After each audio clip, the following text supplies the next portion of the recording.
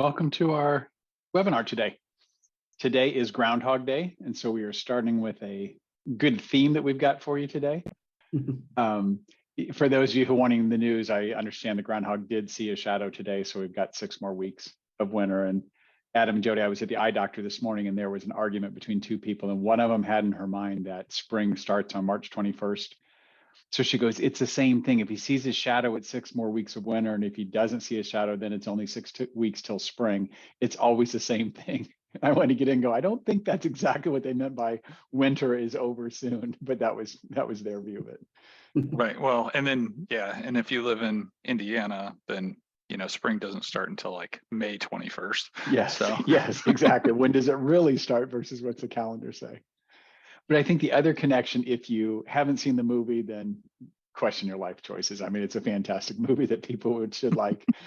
But just to give you a quick spoiler alert, so Bill Murray has to go through the same thing over and over until he, quote, kind of gets it right and moves on. So there's kind of a tie into our theme today is people are saying, is there a way I can move from CAS 1, and we'll define that, to CAS 2?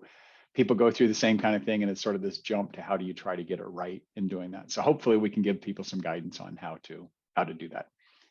So a few housekeeping things. I am Tom Wadelton. I'm a virtual CFO that work with Summit CPA Group. So the majority of my time is working directly with my clients, acting in the capacity of CFO, doing advisory work, strategy work, helping them also with the accounting kind of things.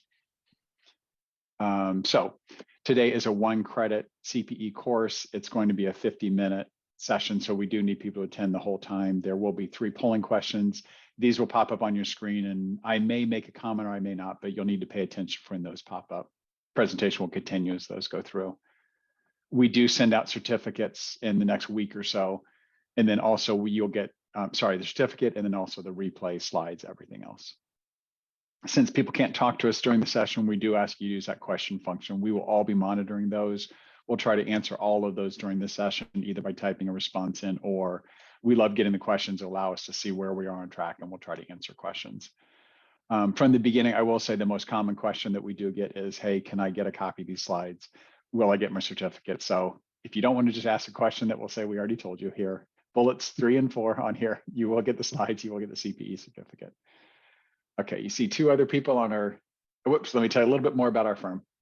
We started in 2002, and since 2004, we've been offering back office and BCFO services. So this is the primary thing that we spend our time doing. In 2013, we were one of the first financial firms to ditch the office, completely remote, tons of flexibility with who we hire and where they are, and then also with our clients. Many companies are moving this direction for very good reasons now. And then as of now, we have joined Anders CPA and Advisors. So we are a division of Anders CPA and Advisors, and very excited about what that's going to bring for us.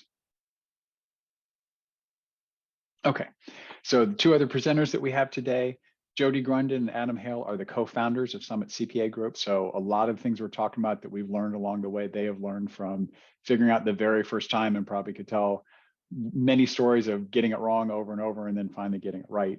That could probably fill, I don't know how many webinars we could probably go just on those things, but a huge amount of knowledge. And both of them have done the virtual CFO role, continue spending some time with clients, but the majority of the time is really helping our firm move forward today. So to both of you, welcome today. Yeah, thanks. Thank you. So Adam, I use the term CAS. Maybe start off and we'll define CAS and talk about what 1.0 is, 2.0, all this stuff. Yeah, I mean, it's a term that's thrown out there a lot, and it stands for client accounting services, or at least it did at one point. Now I think it's more commonly referred to as client advisor. There we go. Client advisory services. Yep. So, and the shift there was trying to go upstream in terms of the value proposition, instead of just thinking about accounting services that sometimes often are referred to as bookkeeping services. This is the blocking and tackling stuff that we do for clients: accounts payable, accounts receivable, payroll processing. It's kind of moved into the advisory function. So in that journey, whenever you think about CAS, it's also been kind of referred to as CAS 1.0 is the accounting services, and then CAS 2.0 is more of the advisory services. I think there's an attempt here in the space to blend that all together and just call it CAS in general, instead of dropping the 1.0 and 2.0 and just redefining kind of what CAS means going forward. But you can see this progression here as it relates to, where a lot of accounting firms traditionally sat on the compliance and regulatory side, where it was a heavy focus on tax and audit. Of course, there was a bunch of advisory services happening. It just wasn't happening as the primary deliverable. And then slowly over time, a lot of firms decided, hey, it's okay. We're not really bookkeepers. There is a higher value add to having an accounting firm and a structure put in place to become an outside finance department for a lot of small to medium sized businesses. And so that's where CAS 1.0, and this is I think there's a lot of, this is very process driven, and it's repeatable, and it's one of those things that I think the industry as a whole has gotten really good at, putting benchmarks around how to put together processes for all these different functions. And then lastly, though, then you have the advisory service, and this is what we're kind of talking about, the full shift to come over to this side. And this is a lot more difficult because as an advisory service, sometimes it's advisor specific, meaning whatever experiences or talent comes with Tom whenever you meet with Tom. What we're talking about is trying to figure out how to do similar to what we do with CAS 1.0, those accounting services, and productize that kind of a delivery so that it can be scalable and repeatable, so that the client gets the same experience regardless of who their consultant is, which is a really important piece. Yeah, I think one of the points you made that I would emphasize, Adam, you're right. There's an attempt, I think, to change CAS to just call it client advisory services. I think in part of that is making it seem like the things in CAS 1.0 are no longer needed or won't be done by firms. And I don't think that's what we're saying or anyone. Those are still important. And there's a huge opportunity in the advisory space if people want to transition into that space. Yeah, I agree. I think there's a lot of fear mongering, if you will, like on the tax and audit side. Hey, you're commoditized. You're not going to be important. No, you're going to be important. You just got to understand, how you can become more full service for a client. Like a client needs this entire breadth of service. And instead of just focusing on one or the other, it's like, it's probably in everybody's best interest. And again, you can mix and match and decide what you want to do and what you don't want to do. But as you grow your firm and your company, you might decide, hey, I'm going to go up or downstream depending upon where you feel comfortable. Yeah. Okay. So maybe talk a little bit how to get started with this, right? Yep. So, and that's really the hardest thing. I know, Tom, you and I talk a lot during the fireside chats with people that are just trying to get this service kicked off, and they're really in a just failure to launch. And so because as accountants, we just have this tendency to want to write everything down, stage it perfect. And we don't really sometimes know how to get started or where to get started.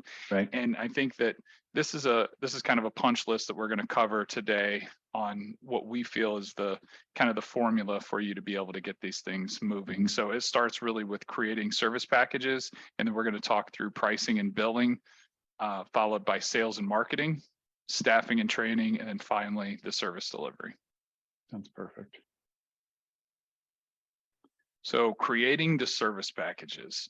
So whenever you think about, hey, I'm a traditional tax shop, or maybe I do some accounting, maybe I do a little bit of advisory, but I want a little bit more structure around what I do and how I do it. Creating the service packages is the best place to start. So whenever you get into think about who you're working with, who you enjoy working with from an industry perspective, from a client profile perspective. What kind of services do you want to deliver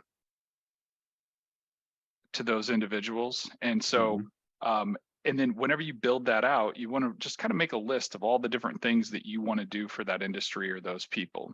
So if you can think through like, hey, I really enjoy the advisory piece. I want to help with cash flow.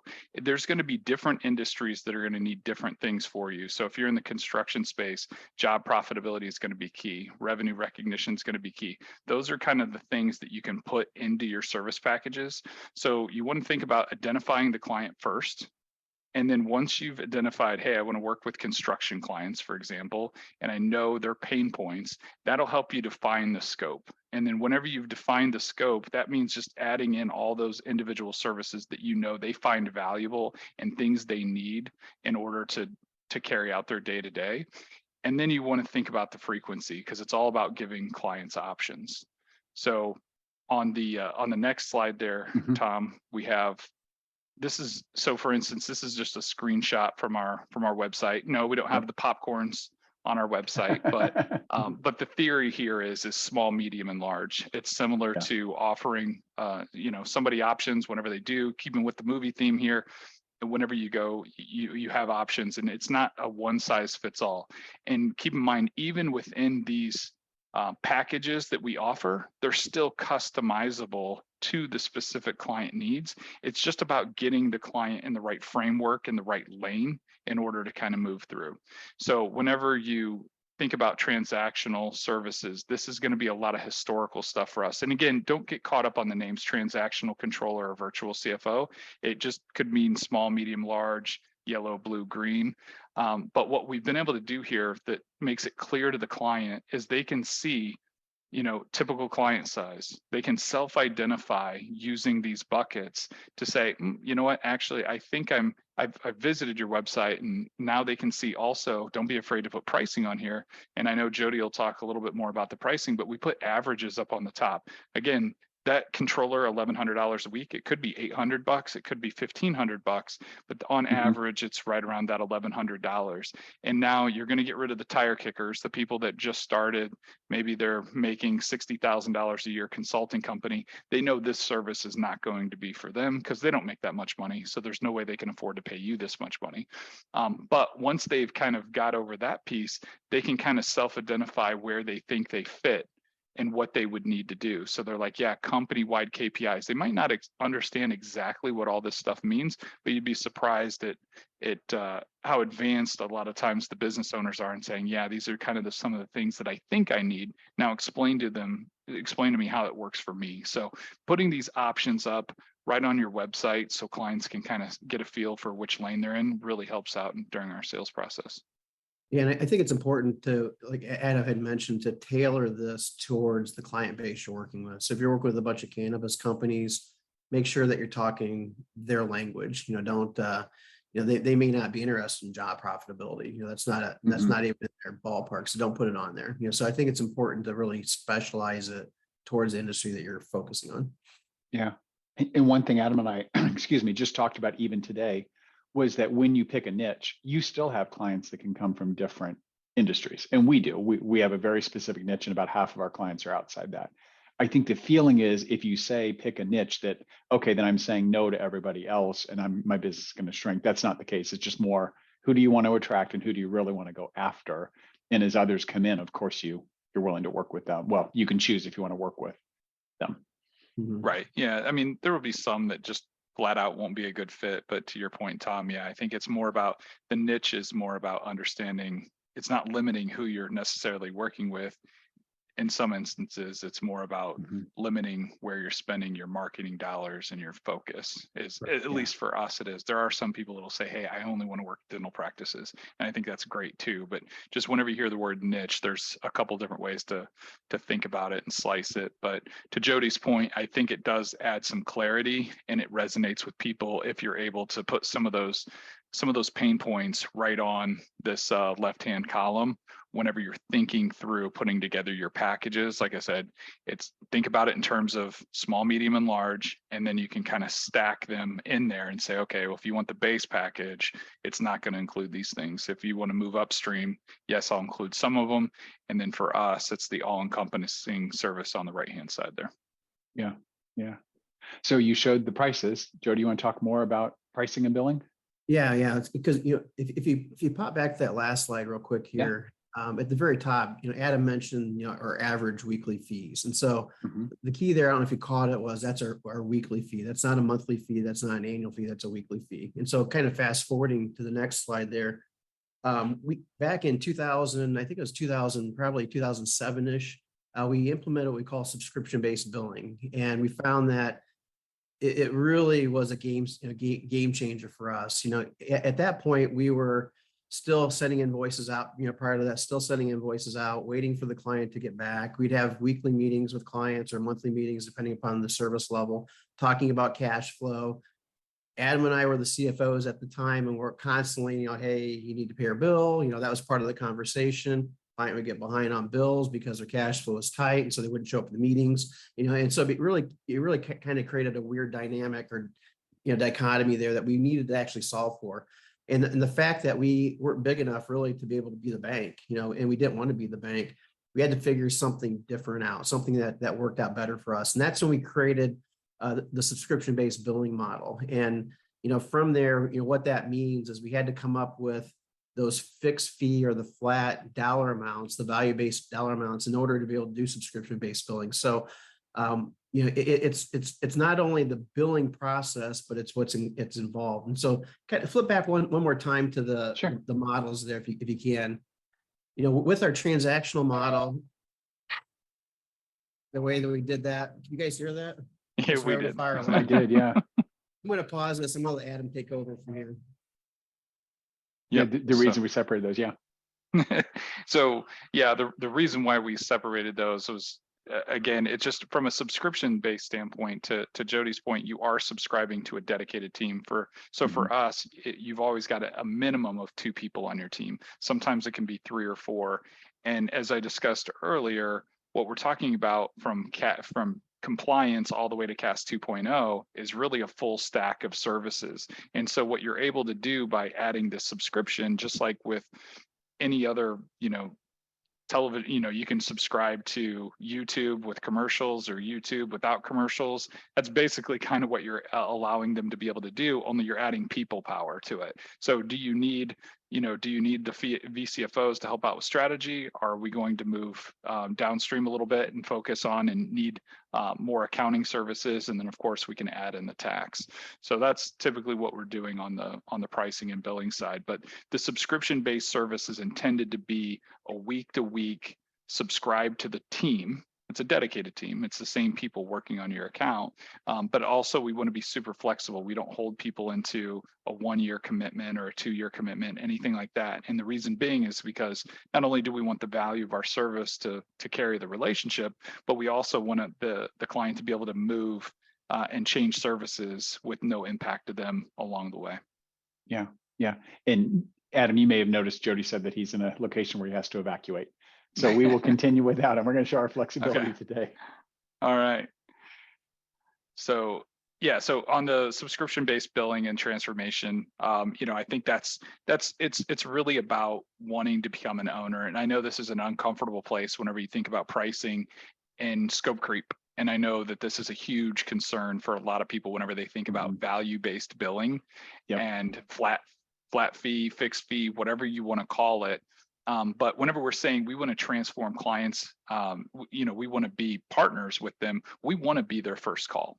So then you're like, okay, now we're getting more into a scoping problem, Tom. What are we talking about? Because now they're going to be, calling me all the time, doing all those kind of things. And I can tell you from our experience in our recent merger with Anders, they had an OAS team, which was the accounting CAS 1.0 heavy, whereas we were more heavy CAS 2.0.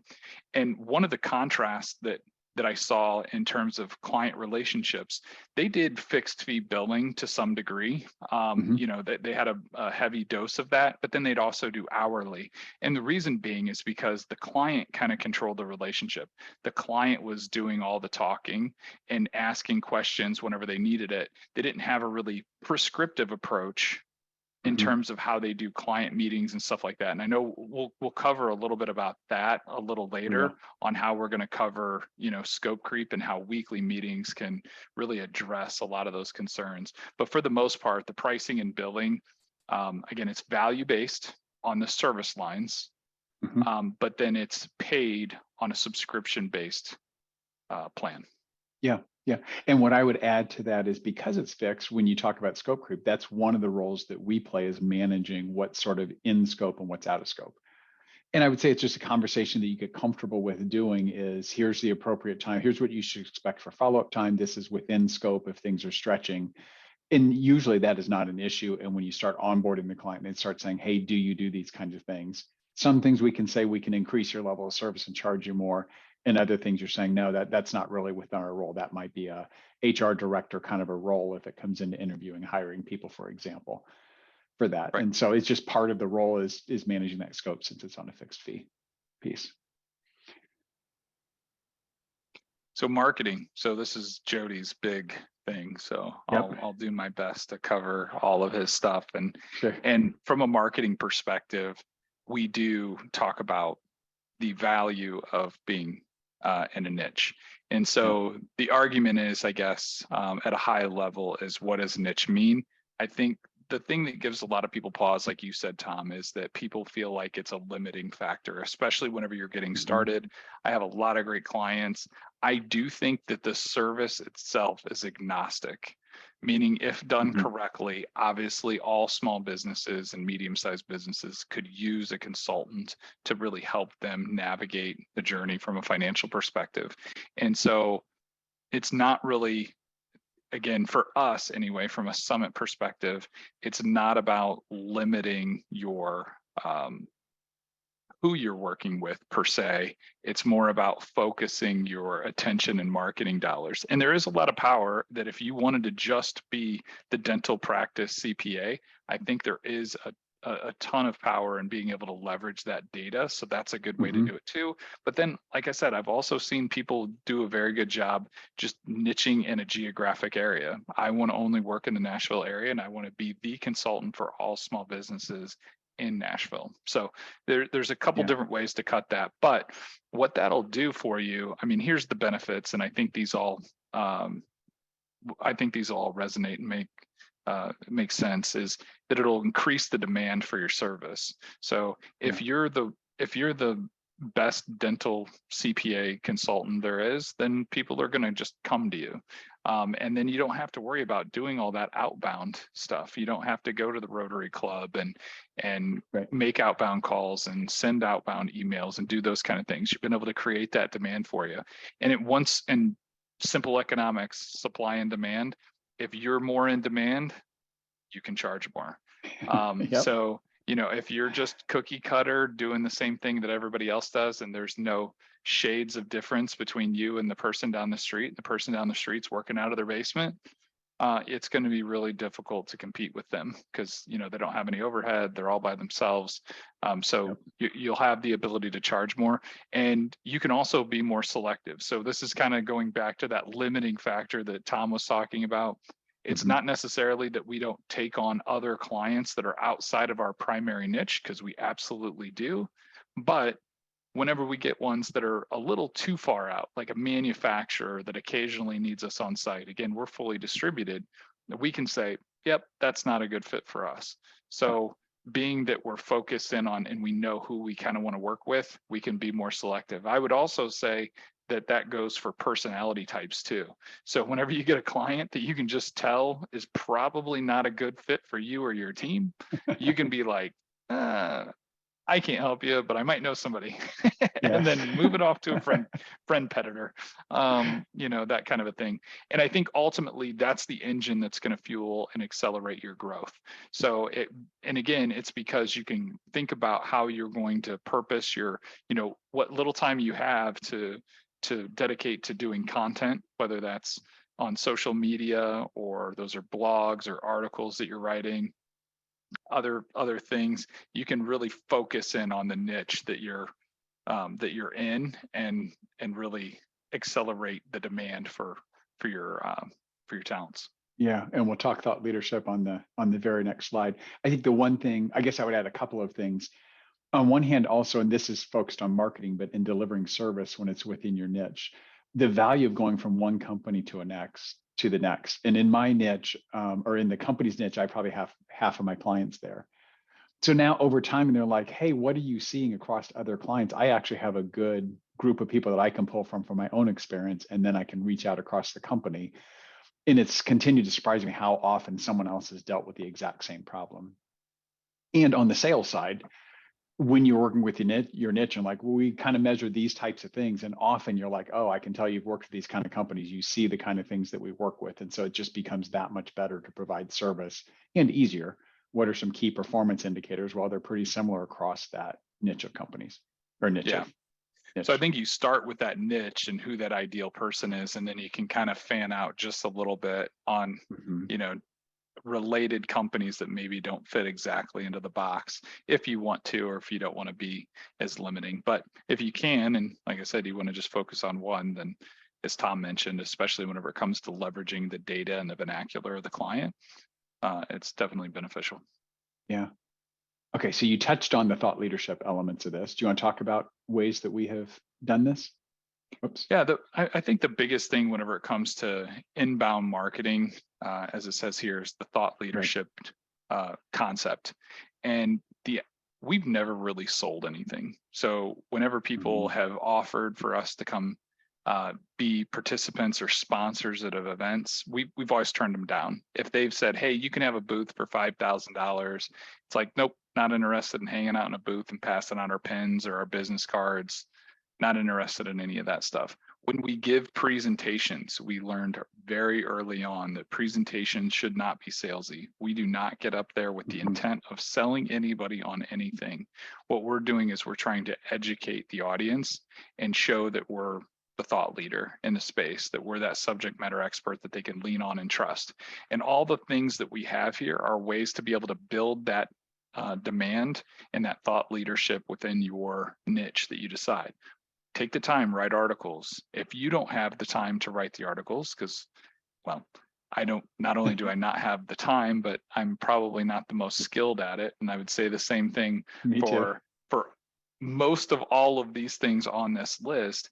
And this is where you can deploy resources to help you do things. So for instance, with articles, you can have somebody that is a gifted writer perhaps interview you, and they can take all of your ideas, everything that you're saying, it's your voice, and they can put it into form that's, would be a good article. And then of course you can proofread the article and change and get that out.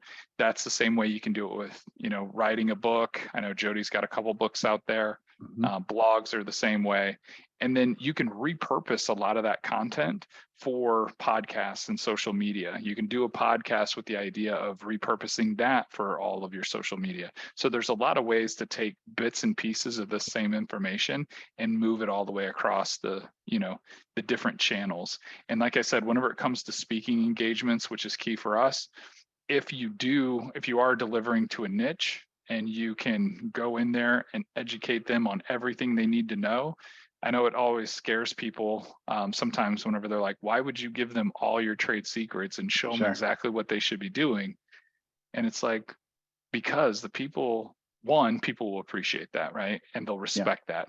And the people that want to do it by themselves anyway are probably never going to be your client anyway. So good luck, let us know if you need anything, we'll be here. What ends up happening is the other part of the audience, it's like, that's great information. I can tell Tom, your stuff.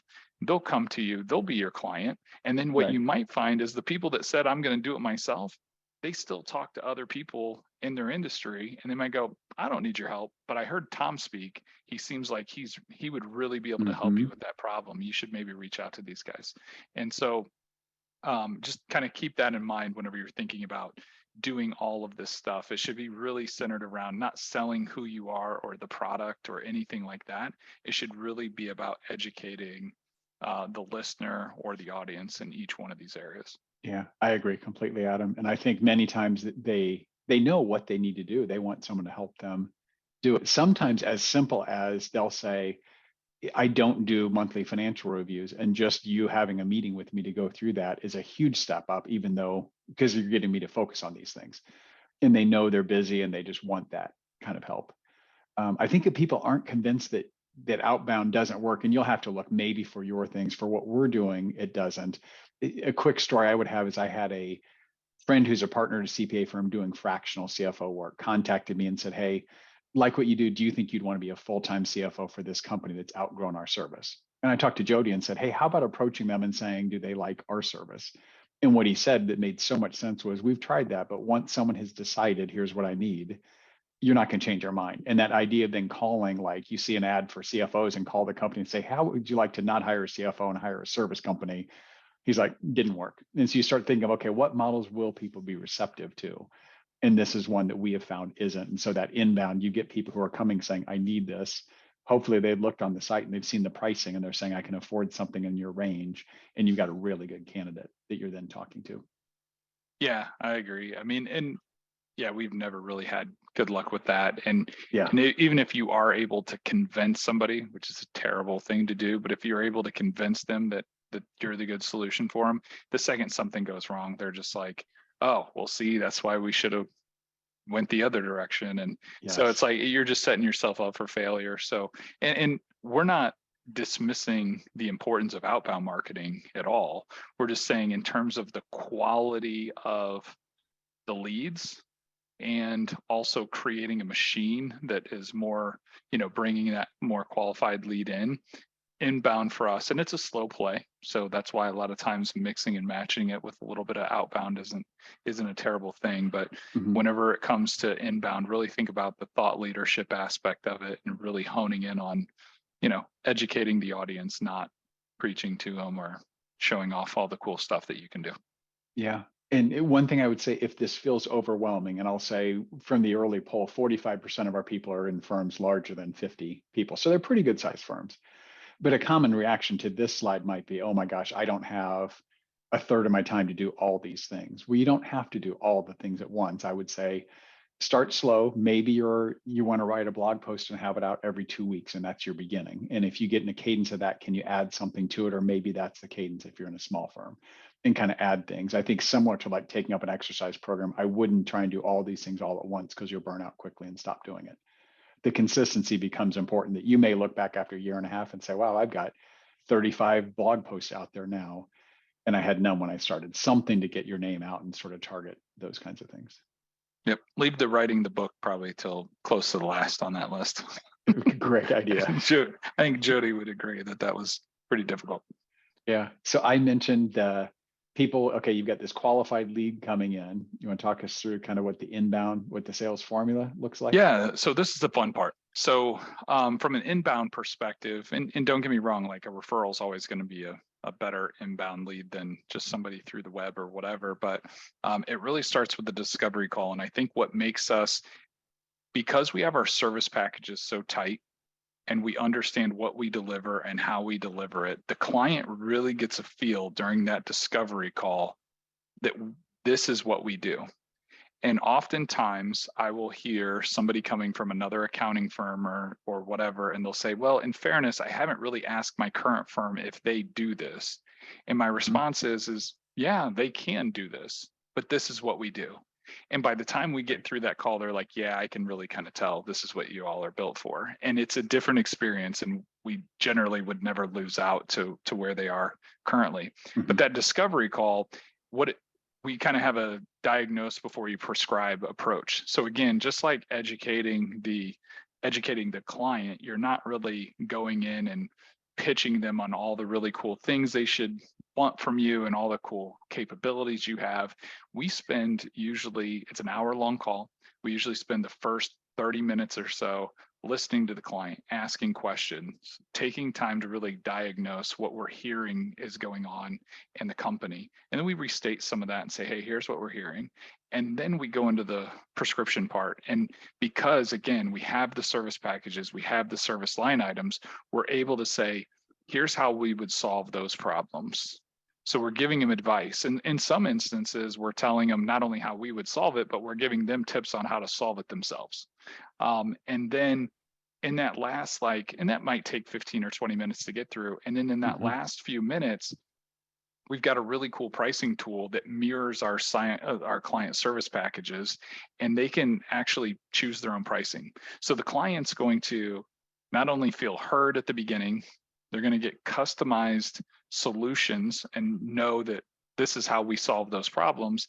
And then based on those prescribed solutions, they're going to see a pricing tool that pretty much mirrors that exact kind of philosophy. And they're able to turn things on and off and see the price right in front of them. Now, it's not cheap. Yeah. It's an expensive service, but by giving them options, because we play out 3 or 4 different scenarios. Oh, well, because they'll come in, Tom, a lot of times they'll be like, hey, I really loved my bookkeeper. She's amazing. She's been with me for 30 years.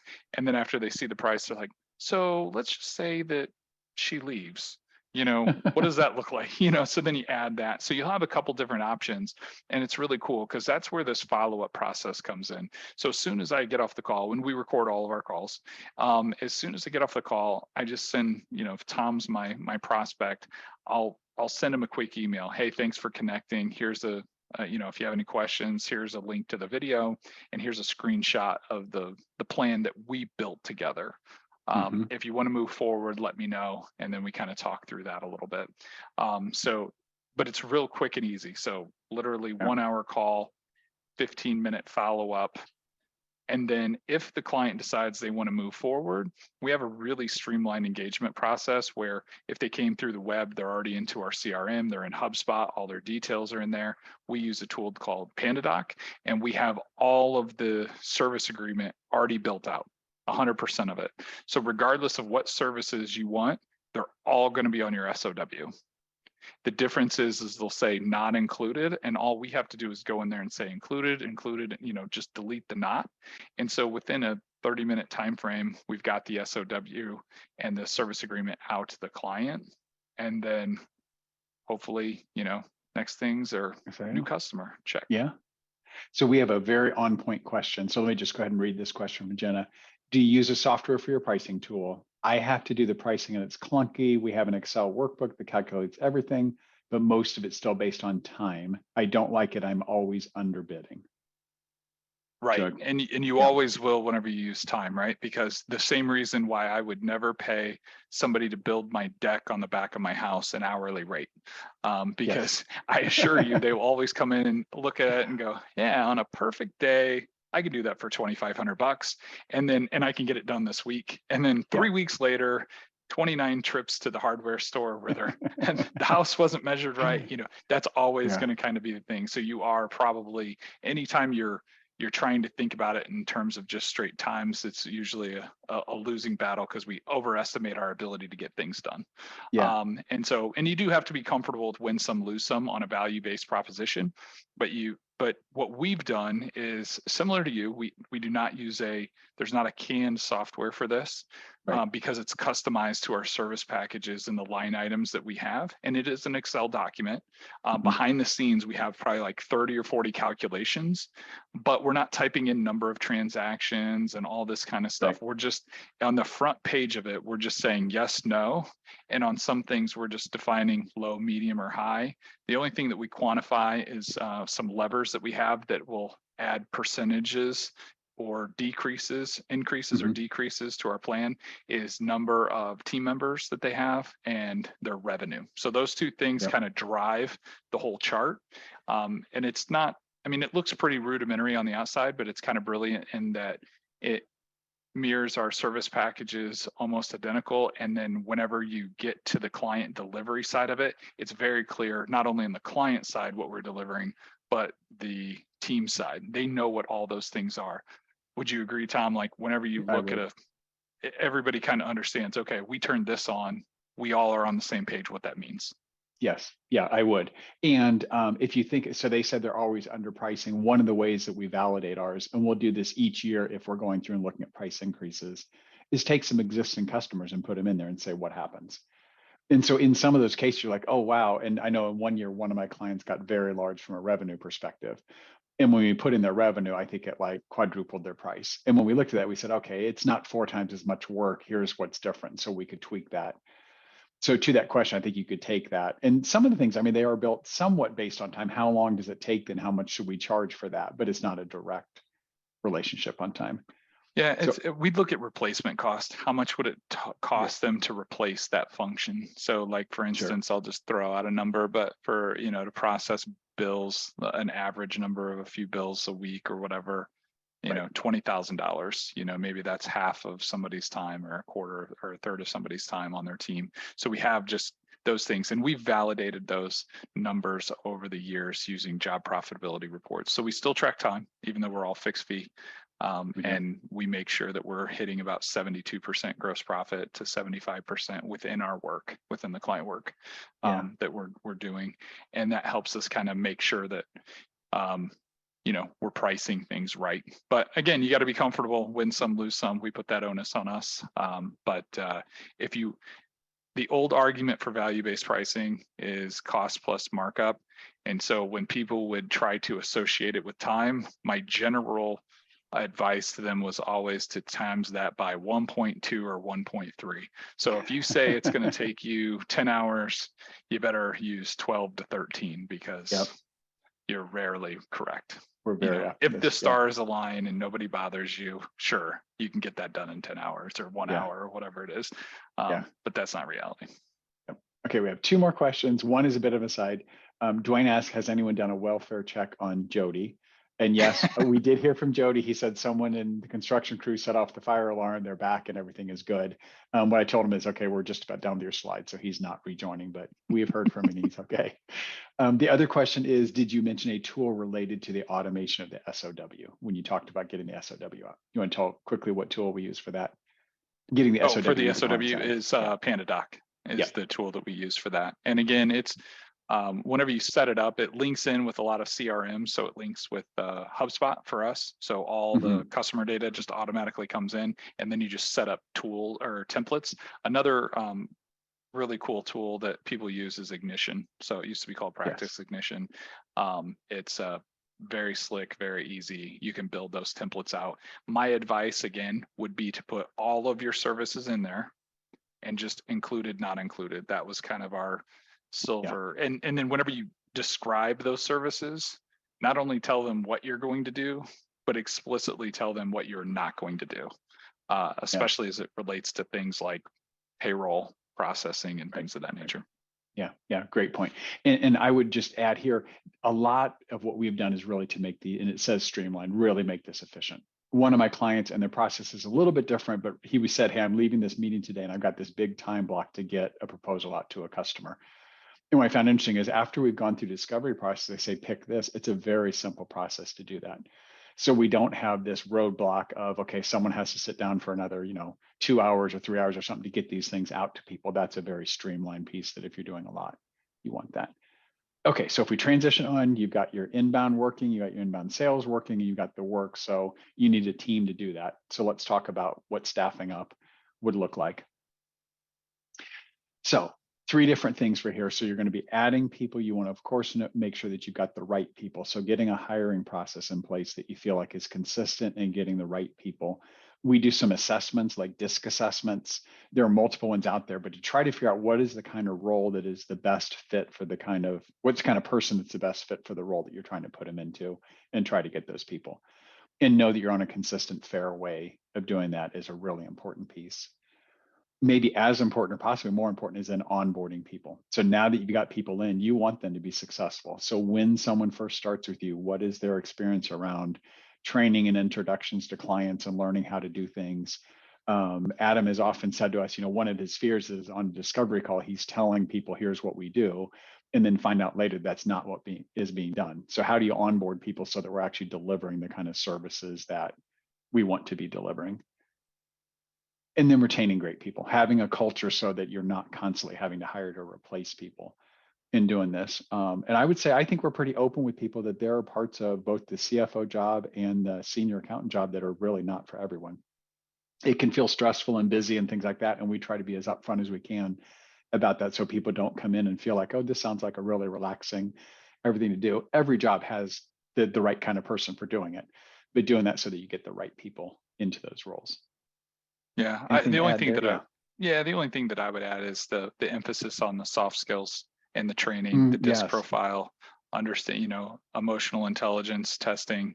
We do those kind of things to make sure that, as consultants, you got to be able to shift gears. Different clients need you to behave in different ways. Different clients interpret information differently. So the more self-awareness that you can bring to that team member, permission to play is that they're good at accounting. And I'm not saying that you don't still have training things for technical skills, but it's really more about self-awareness so that they can be really good about understanding and interpreting what the clients need. And that's a piece that typically is not taught anywhere. And so you really have to train in that kind of stuff. And then from a retention standpoint, the other thing that we've done, because it's a different model than just billable hours, we've been able to create a variable comp schedule that hopefully gets our team members into the 75th to 100th percentile in terms of their pay band, Right. if they're able to perform at a higher level, which is kind of nice. So Yeah. those are some of the things that you can do to help kind of retain that maybe are a little bit different than a typical CPA firm. Yeah, that's a great point. So then you can talk organization. So on the CAS 1.0, the typical organization would be you've got some kind of professional assistant doing bookkeeping kind of work, redundant transactions, and then an accountant often oversees that kind of work.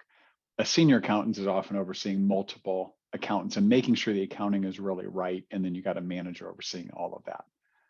You could say a separate organization, if you're then saying, I'm really focused on the advisory, can be you've got a virtual CFO and they have an analyst supporting them. Often the senior accountant kind of skill set, but that focus on more strategy, forecast, analysis, insights, that kind of stuff that you're doing. One thing we're looking at is, okay, now we've blended organizations as we moved into Anders and then with ourselves, what's the organization if you're really offering both of those? And so we're showing kind of what we could see as a merged organization in here, looking like this. Manager and CFO doing this kind of role, but then you've got a senior accountant or an analyst doing that kind of work where they can look over the accounting and doing the analysis that's in there. Still supported by an accountant, making sure the accounting is correct. And then you've got some transactional processing and things like that that are being done. So I think it can be merged fairly well. And within this team could be more the transactional kind of clients that are less on the virtual CFO sort of continuum and some all the way over as you're thinking of our pricing guide, the total virtual CFO practice that's in there. Yeah. And it should be a pretty leveraged model where that, so for us, the professional assistant, the majority of those team members are offshore.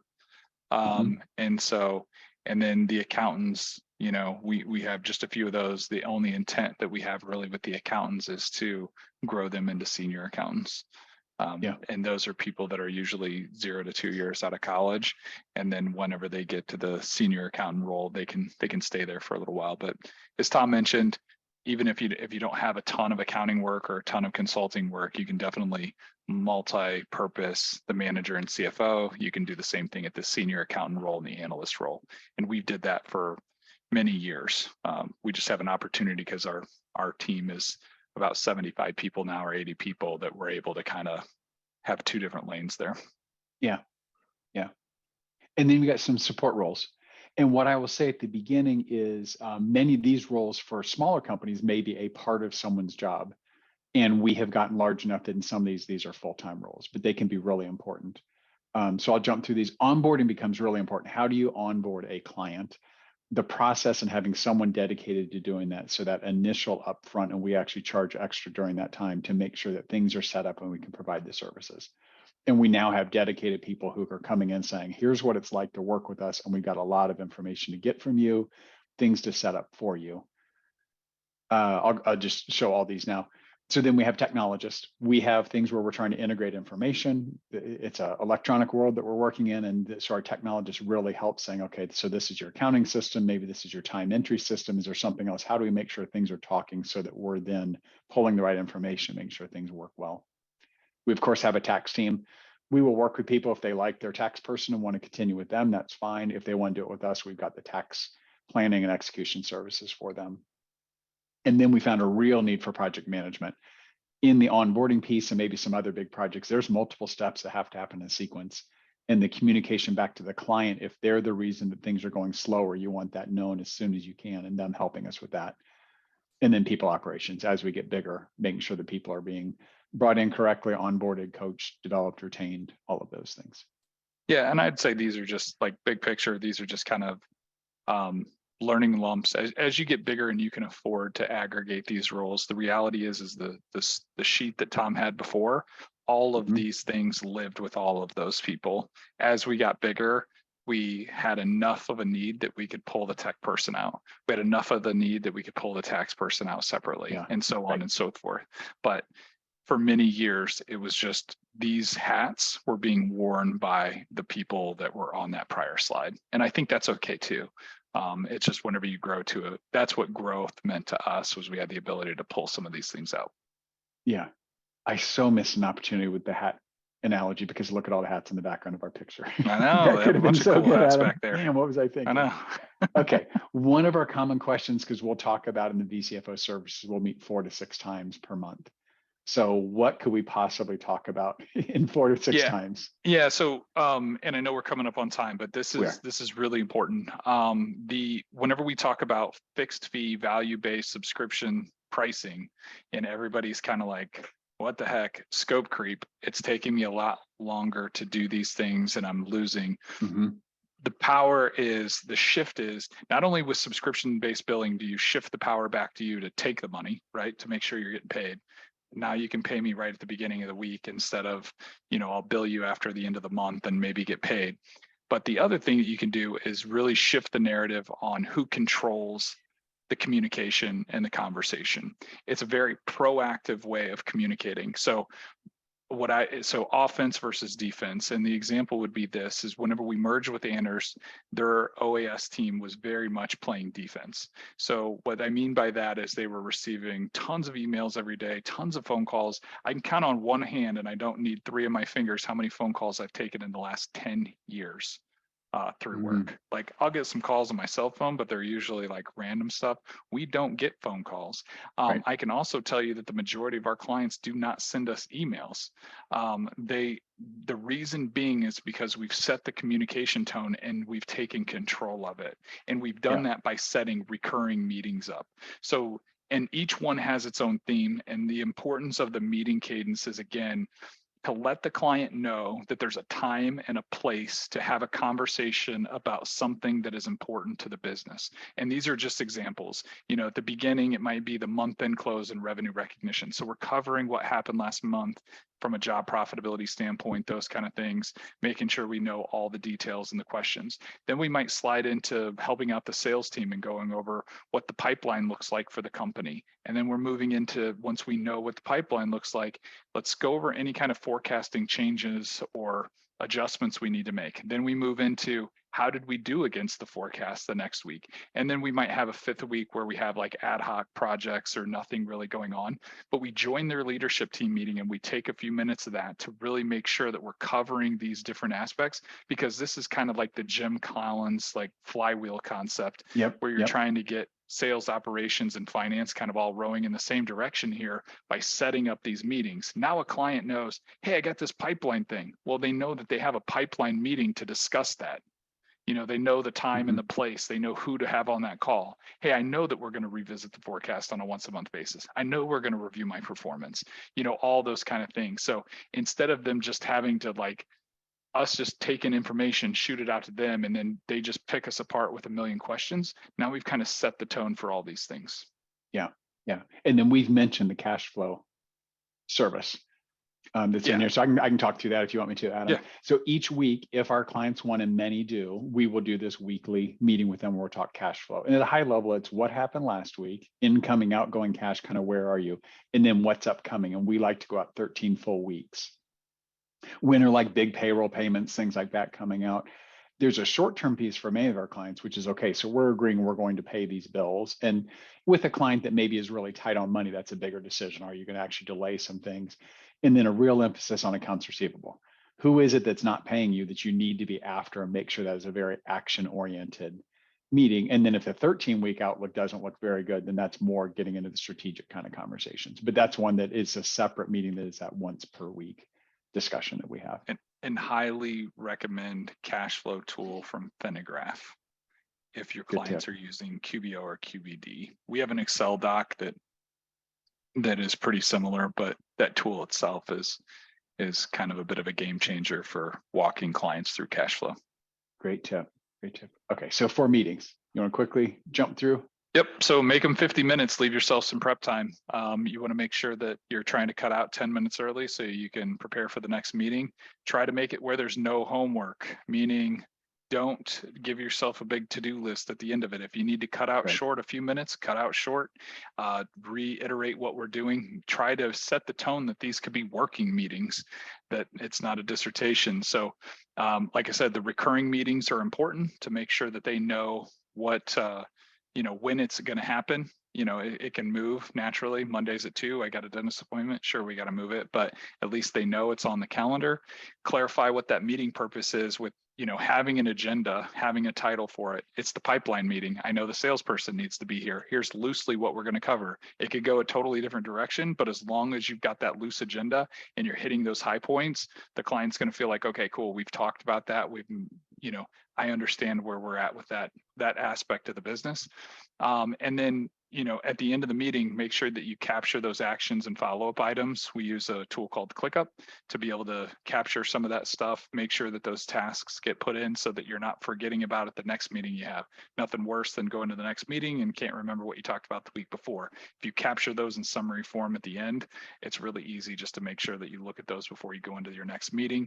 And then, just make sure you understand that the audience can definitely vary based on the topic, but you don't want everybody always at the same meeting, because that'll, death by meetings in that case. Like I said, the BD conversation is probably the business development, and having a salesperson is probably the best example of that. Yeah, great point. We're a little tight on time, so I'm going to jump past this other slide and go to our final things. So people are here today for learning. I know CPE is probably a draw for many people, but if you want to keep learning, I would encourage you. We produce the Modern CPA Success Show. So topics very much related to this. And if you want to hear from employees, experts, clients, others, these kinds of topics is a great way for people to go through and do that. You can see the address for where you can find that. If you want to be more interactive, we have a Slack community. So the CFO community is one that we have, and you can see some of the channels as you see on the screen that we've got a book club and a marketing, a webinar channel. There's other things that we have in there. So we'd encourage people to get in there. You can get a free month's access if you use that discount code. We just barely touched on a lot of things we do. And if this sounds of interest, we have a pretty intensive course to learn the entire playbook of things that we have. And you can see it's 15 modules, 24 CPE credit hours. You have a free coaching session with Adam and me. When you complete the course, you can see the free book, subscription, discounts. There were several questions, or there was a good question about the pricing tool. We actually give people our pricing tool as part of this. So it's one that I really encourage people. That could be really good for you. And then finally, if you say, yeah, that all sounds really cool, but you guys sound like you're pretty interesting and we are hiring people. So if joining us is what you think is in your future, please contact us and we would love to have people to do that. Once again, if you're checking on Jody, he is just fine, we promise for that. Adam, thanks. This was really fun to go through and do with you today, and I hope people got a lot out of it. Yeah, it's much better without Jody. Your ploy worked. Yeah, someone sound the alarm. Thanks, everyone. Have a great day. All right, thank you.